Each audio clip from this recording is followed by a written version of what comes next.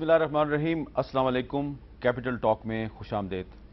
कराची में high court के एक जज पर कातलाना हमले ने एक दफ़ा फिर पूरे पाकिस्तान को हिला के रख दिया है।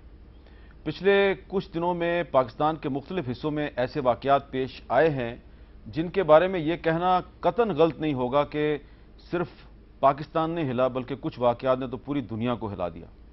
और ये वाक़यात उन दिनों में पेश आ रहे हैं जब नई हुकूमत अपने आप को स्टेबलाइज करने की कोशिश कर रही है और अवाम के मसाइल की तरफ तवज्जो देने की कोशिश कर रही है। लेकिन ये जो दहशतगर्दी के वाक़यात हैं, ये हुकूमत का फोकस अवाम के मसाइल से हटा बायस बन रहे हैं। तो ये मामलात कैसे हल होंगे, ज़रा एक छोटी सी हम थोड़ी सी निगाह दौड़ाएं इन वाक़यात पे। कौन कौन से बड़े वाक़यात हुए हैं? आप देखें कि 3 जून को एक वाक़या हुआ जब खैबर पख्तूनख्वा असम्बली के जो MPA थे फरीद खान, उनको हंगू में कत्ल कर दिया गया।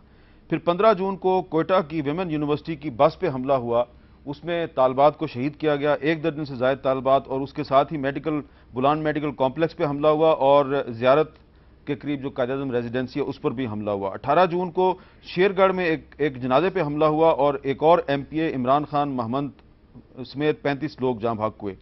21 जून को MQM के मेंबर सिंध असम्बली साजिद कुरैशी को उनके बेटे समेत कत्ल कर दिया गया। 21 जून को पिशावर में मस्जिद पर हमला हुआ, 15 अफराद शहीद हुए।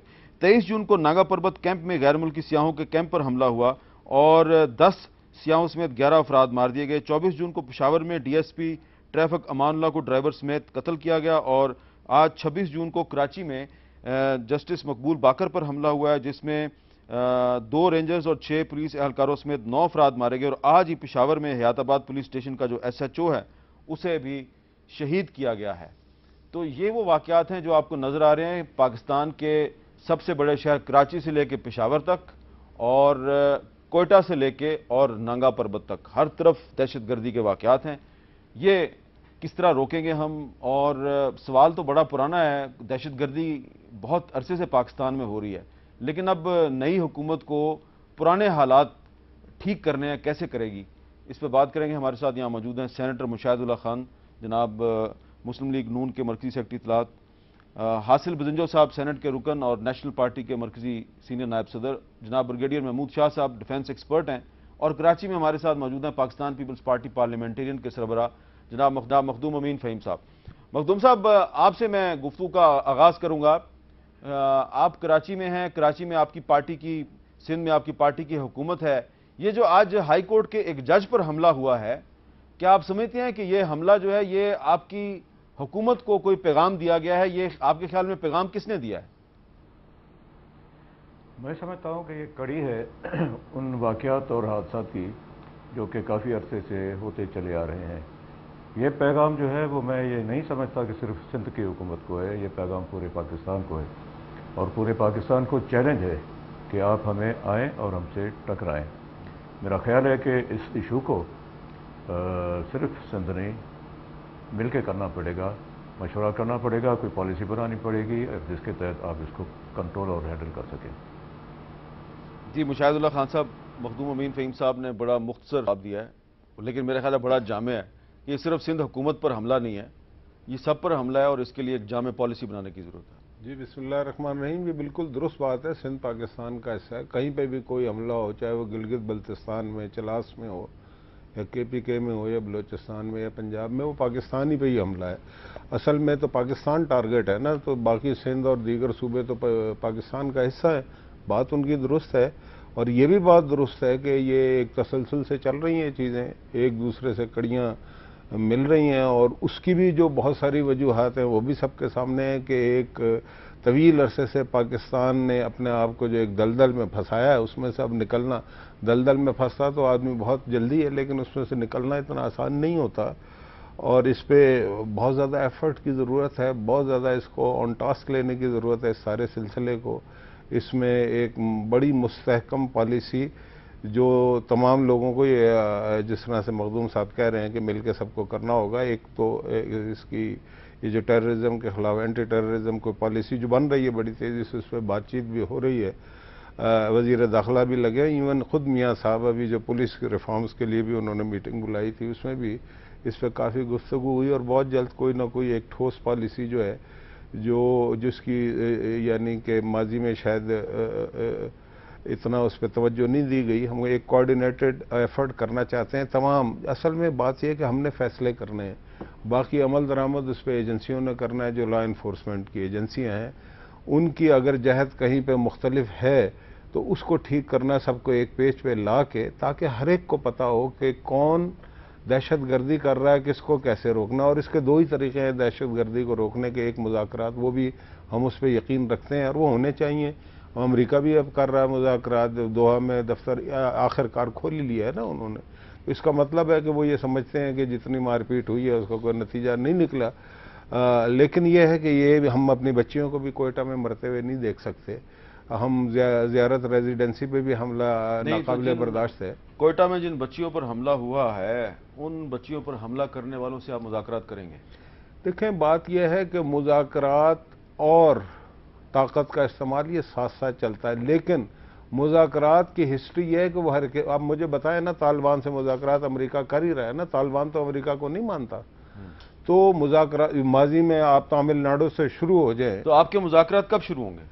دیکھیں بات یہ ہے کہ یہ اتنا کمپلیکس ایشو ہے, یہ ایک دم تو نہیں ہوگا. ابھی تو ہماری مطلب 20 دن بھی نہیں ہوئے ہمیں آئے ہوئے, تو ہمیں کچھ ٹائم تو ملنا چاہیے. اس لیے کہ اس میں بہت ساری ڈپلومیسیز ہوتی ہیں, بہت سارے لوگوں کو بیچ میں ڈالا جاتا ہے, کون کہاں پہ انفلوئنس ہے, کون کس گروہ میں انفلوئنس رکھتا ہے. ان سارے لوگوں سے بات چیت ہو بھی رہی ہے, ایسا نہیں ہے کہ بالکل ہم نے صرف نظر کیا ہوا ہے. حاصل بزنجو صاحب, اب آپ کا جو صوبہ بلوچستان ہے وہاں پر یہ بچیوں کا واقعہ ہوا, خواتین یونیورسٹی کی بچیوں کو مارا گیا, قائد اعظم ریزیڈنسی پر حملہ ہوا, روزانہ وہاں پہ اس طرح کے واقعات ہو رہے ہیں. آپ کی حکومت وہاں پہ آ گئی ہے, پھر بھی مسخ شدہ لاشیں بھی گر رہی ہیں. تو یہ مذاکرات کس سے کریں گے؟ آپ کو پتہ ہے آپ کو مذاکرات کس سے کرنے ہیں آپ نے؟ دیکھیں میری رائے یہ ہے کہ بلوچستان کا جہاں تک تعلق ہے اس کی جو دہشت گردی کی نوعیت ہے وہ دو مختلف جہتوں پہ ہے.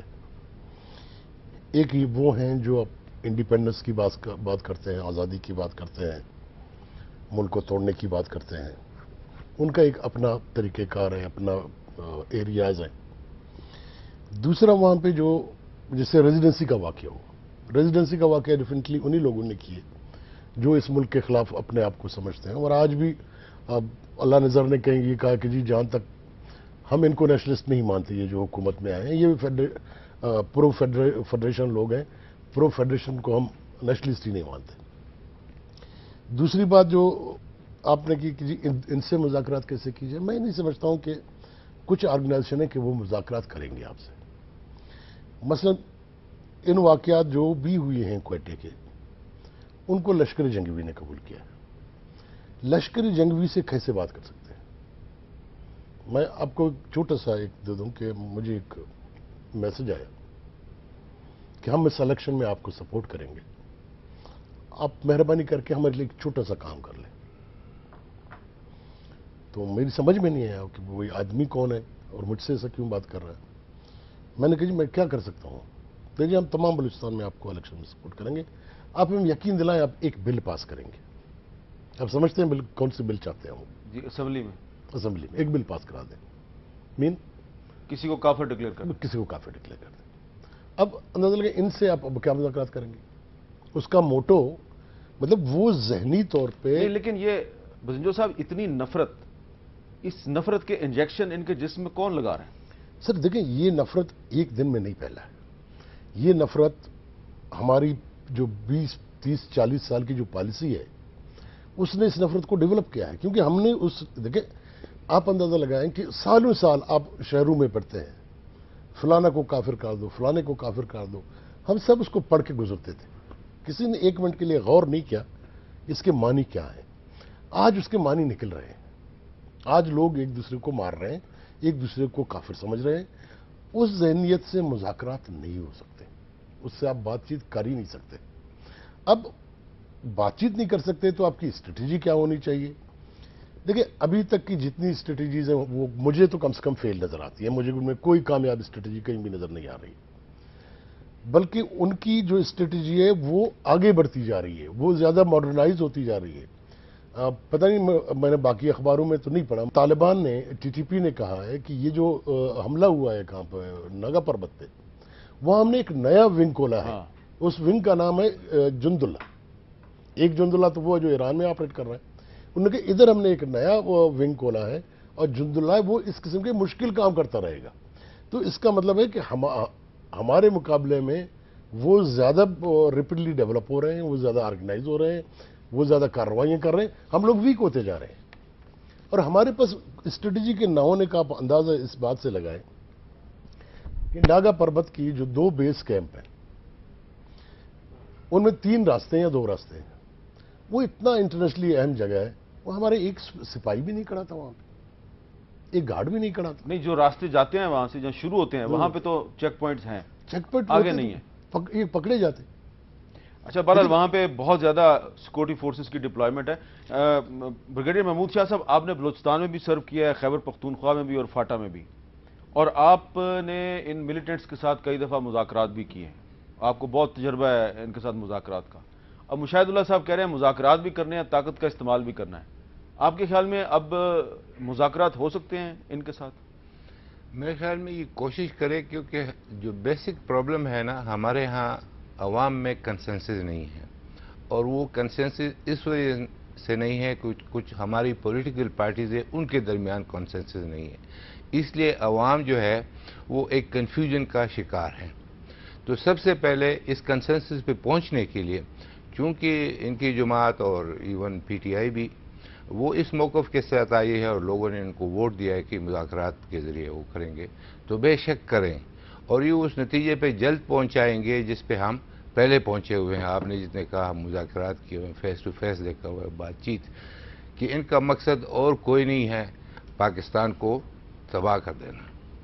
यानी कि आप अपने तजर्बे की रोशनी में कह रहे हैं कि इनके साथ मुज़ाकरात का कोई फ़ायदा नहीं? कोई फ़ायदा नहीं, क्योंकि इनका कोई एजेंडा नहीं है। इनका ये है कि सडनली एक आदमी के पास बिलियंस ऑफ रुपीज़ जो 3 जमात पड़ा हुआ हो, वो 3-4 बिलियंस का मालिक बन जाए, तो उसने बात क्या करनी है। और आगे ये जितनी भी कत्ल गारत है, आपने देखा होगा, ये बेमकसद है। ये मतलब है कि आप कहें कि गैर मुल्कियों के चीनियों के साथ इनकी क्या दुश्मनी है, पाकिस्तान का दोस्त मुल्क है, यूक्रेनियन के साथ क्या दुश्मनी है, किसी को भी ले लें कि इस वक्त आपने जनरल परवेज़ मुशर्रफ को मुकदमा चला रहे हैं तो उससे ये थोड़ा सा खामोश हो जाए। नहीं, उनके दिमाग में तो कत्ल गारत है, मकसद कोई नहीं है। तो इसके लिए सबसे पहले ये जो कंसेंसस नहीं है, ये एक वजह है। दूसरी वजह यह है कि हमारे यहाँ इंसाफ नहीं है, यानी जितने भी हमने दहशतगर्द पकड़े हैं उसमें से किसी को भी आज तक सज़ा नहीं हुई, और हमने हज़ारों ये स्वाद में भी पकड़े के, और तो इनको मालूम है कि अगर आप पकड़े भी जाते हैं तो हमारे नाकिस जुडिशल निज़ाम की वजह से आप उससे निकल आएंगे। इसकी वजह से ये रोज़ बरोज़ जो है वो बढ़ते जा रहे हैं। जैसे हाजिर बुजुर्ग ने कहा, हम दूसरी तरफ एक चीज़ कर रहे हैं कि पाकिस्तान जो है वो अफ़गानिस्तान की वजह से बहुत इम्पॉर्टेंट है, और ये जोग्राफ़ी उसके लिए एक बहुत बड़ी एडवांटेज हो सकती है अगर आप मजबूत हों, लेकिन ये बहुत बड़ी जो है वो नाकामी का सबब बन सकती है कि अगर हम अंदरूनी तौर पे कमज़ोर हो, और हम अंदरूनी तौर पे कमज़ोर हैं। हमने गवादर पोर्ट जो है वो चाइना को दे दिया, ये बहुत बड़ा स्ट्रेटेजिक डिसीजन है। आपको पता है कि बैनुल-अक़वामी क़ुव्वतें इसके बारे में क्या सोचती है। आप काशगुर टू गवादर जो है वो एक रेड रोड लिंक की बात कर रहे हैं, ये एक मेजर बाईपास है, जोग्राफिकल बाईपास है जो आप अफगानिस्तान को बाईपास कर रहे हैं, और इसके अंदर रूस और चाइना जो है वो अंदर आ रहे हैं, उनको रास्ता मिल रहा है। अगर हम रूस और चाइना को टारगेट किया जा रहा है पाकिस्तान, तो और अगर हम इतने कमज़ोर हो, यानी हमारी बेसिक पूरी इकोनॉमी इस पे कड़ी हो सकती है कि अगर हम मजबूत हो जाएं, और लोग जो है असल में पुलिस और आर्म फोर्सेस और ये हर जगह पे खड़े होके आपको सिक्योरिटी नहीं दे सकते क्योंकि महदूद तादाद है। लेकिन अगर आप मिन हैसुल कौम एक मजबूत कौम बन जाए और इसी इशू के ऊपर जो है वो तमाम लोग बैक ज़ुबान कहे कि जी ये जुल्म है, और ये हो जाए, यानी इसका आपने नतीजा देखा है स्वात ऑपरेशन का।